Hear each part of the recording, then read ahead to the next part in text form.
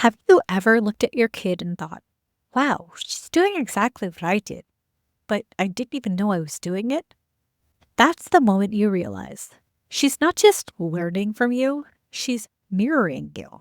And when you're late diagnosed neurodivergent mom, that mirror can be raw, revealing, and honestly, pretty revolutionary.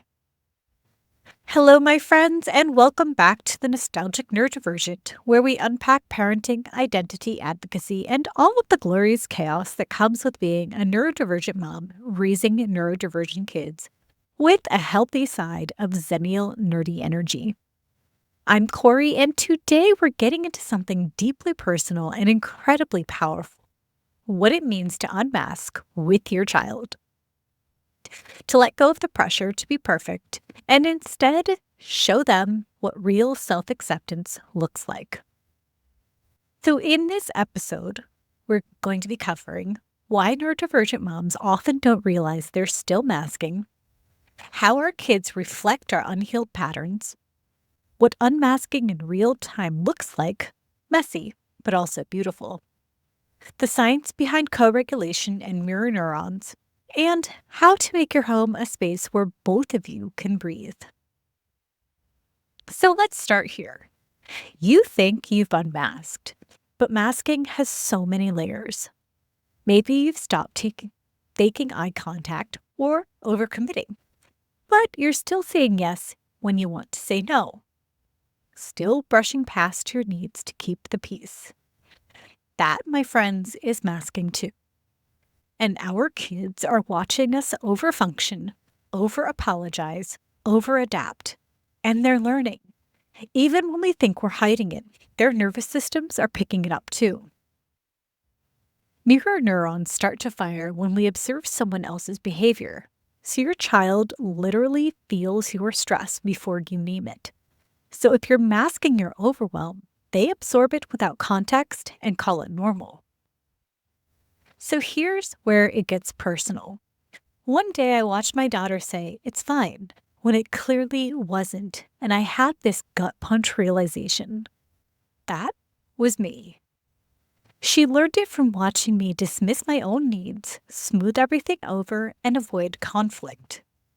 These are the intergenerational patterns that we're trying to break, but to do that, we have to see them first, and it's not always cute. Sometimes it's pretty damn heartbreaking. So here's the mindset shift for you. What if these moments aren't failures, but invitations to pause, to pivot, to narrate something different out loud?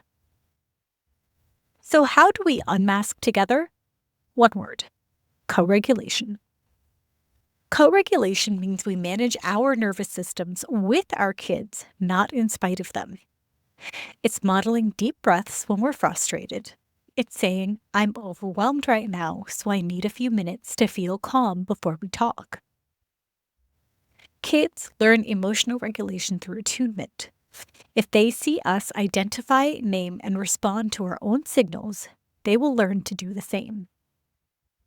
Start a regulation ritual, a shared practice like tea time, quiet journaling, or music breaks where you both decompress and check in.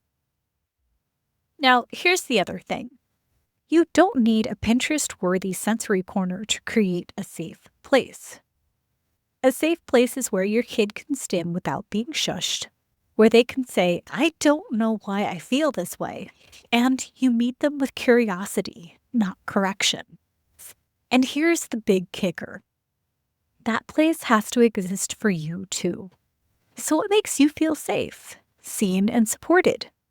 If your answer is nothing right now, that's the work for you.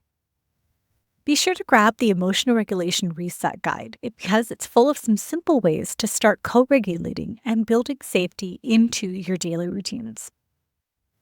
Now, let me say this next part out loud. Masking doesn't always feel good. Sometimes it can feel like regression, like chaos, and like you're messing everything up. But that discomfort, that is also growth, and that's recalibration. That's you and your daughter writing a new script together in real time. You don't need to be a perfect neurodivergent mom. You just need to be an honest and a transparent one. So every time you name your needs, your boundaries, your feelings, you're showing her that it is safe to have her own. If this episode resonated with you, be sure to text it to your neurodivergent bestie and don't forget to grab the emotional regulation reset linked in the show notes. Unmasking together, it's giving Full House meets Freaky Friday. A little messy, super real, and somehow always ends with a hug and a lesson.